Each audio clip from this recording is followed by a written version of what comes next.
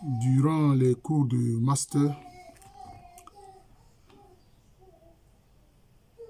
j'ai eu à poser la question suivante aux étudiants. Quel est l'événement qui est à la base de la période contemporaine? Ils m'ont tous répondu que c'est la Révolution française des droits de l'homme et du citoyen de 1789. J'ai été étonné, je leur ai posé la question, mais c'est ce qu'on vous a enseigné? Ils disent oui. Or, ce n'est pas vrai. Vous remarquerez qu'en histoire, quand on choisit un événement qui marque une période, c'est un événement qui touche une bonne partie. Oh, Pio, attends, il faut te calmer. Qui touche une bonne partie de notre humanité. Vous voyez?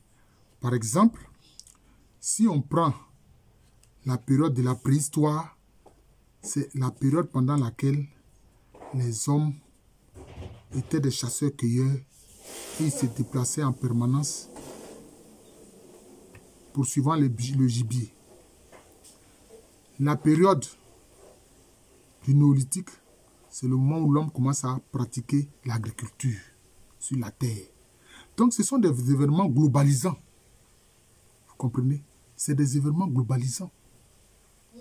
La période de l'histoire, c'est quand l'Égypte antique devient une grande civilisation et qu'elle commence à ériger des grands monuments. C'est en ce moment-là qu'on parle de l'entrée dans l'histoire, c'est-à-dire l'Antiquité. Vous voyez? Donc, ce sont des événements marquants. Parce qu'il faut comprendre qu'en Égypte antique, tout le monde, c'était le grenier de l'humanité. Tout le monde venait chercher à manger là. Mais la Révolution française des droits de l'homme et du citoyen de 1789, ça touche qui? Au plan universel. Ça concerne seulement les Français. Ça concerne seulement les Français. Les Anglais ont connu ce qu'on appelle l'habeas corpus.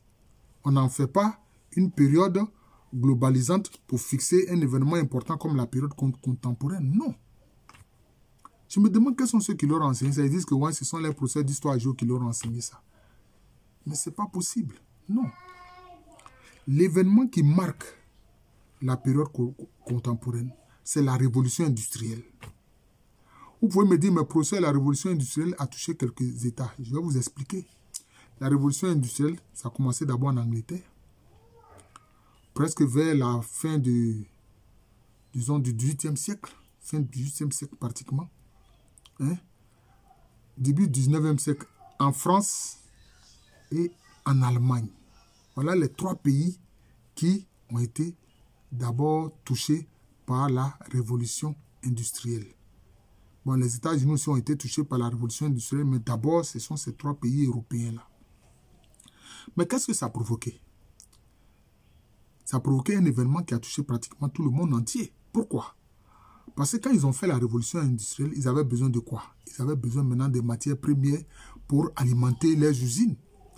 Et c'est cette quête des matières premières qui a fait qu'ils ont commencé à pratiquer le colonialisme et l'impérialisme. Or, la colonisation, l'impérialisme, ça a touché le monde entier. Donc, l'événement qui est à la base de la colonisation et de l'impérialisme qui a touché le monde entier, c'est d'abord la révolution industrielle, qui nécessitait pour ces pays-là d'avoir des matières premières. Donc, vous comprenez? Donc, l'événement qui marque la période contemporaine, c'est la révolution industrielle, et non la révolution des droits de l'homme et du citoyen des Français. Non. Donc, vous voyez que ce sont encore des faussetés qui sont enseignées dans nos lycées, dans nos collèges. Et ça, c'est ça qu'on a dans les manuels scolaires. Mais qui enseigne ces faussetés-là, qui les mettent dans les manuels scolaires, et puis on envoie ça dans nos pays, et puis on répand ces mensonges-là. Vous voyez? Bon, je suis en train de dire cela. Certains m'ont dit, mais professeur Alou, mais toi tu nous dis ça. Mais nous, on nous dit autre chose dans les manuels scolaires. Mais qu'est-ce qu'on peut faire? Moi, je ne peux pas prendre l'initiative de faire des manuels scolaires. Non. Ça n'est pas de mon ressort, c'est du ressort du ministère de l'Éducation nationale. Si le ministère de l'Éducation nationale veut qu'on change ces faussetés qui sont enseignées, ces faussetés historiques qui sont enseignées. Bon, le ministère n'a qu'à dire ça, les historiens vont rédiger de nouveaux manuels. Ça, c'est facile pour nous. Ça, c'est pas difficile pour nous. C'est la révolution industrielle. D'ailleurs, il faut comprendre que, bon, dans la périodisation des temps de l'histoire, bon, par exemple, en Russie, pour eux, le temps actuel que nous appelons la période contemporaine, et ils appellent ça la période moderne, le temps moderne. Vous voyez, le temps moderne. Vous voyez. Or, dans la périodisation de l'histoire, pour nous qui sommes, disons, entre guillemets, les francophones, la période contemporaine commence par quoi? Par la découverte des Amériques par Christophe Colomb. C'est eux qui découvrent ça. C'est-à-dire que c'est lui qui a fait découvrir ça aux Européens. Mais sinon, c'était connu d'autres personnes depuis longtemps. Voilà. Vous comprenez? Ça part de là, la période moderne. Hein? Et puis, ça s'arrête avec le lancement de la révolution industrielle, qui est le commencement de la période contemporaine. C'est ce qu'il faut comprendre. Voilà. Maintenant, moi, je ne suis pas un politicien pour dire que je propose que les manuels scolaires, je ne fais que vous révéler les faits historiques. Ça, c'est mon travail d'historien. Révéler les faits historiques, ça, c'est mon travail d'historien, ça. Voilà. Donc, je fais mon travail d'historien. Voilà. Je ne suis pas un politique. Voilà. Les changements de manuels scolaires, ça dépend des politiques, notamment du ministère de l'Éducation nationale.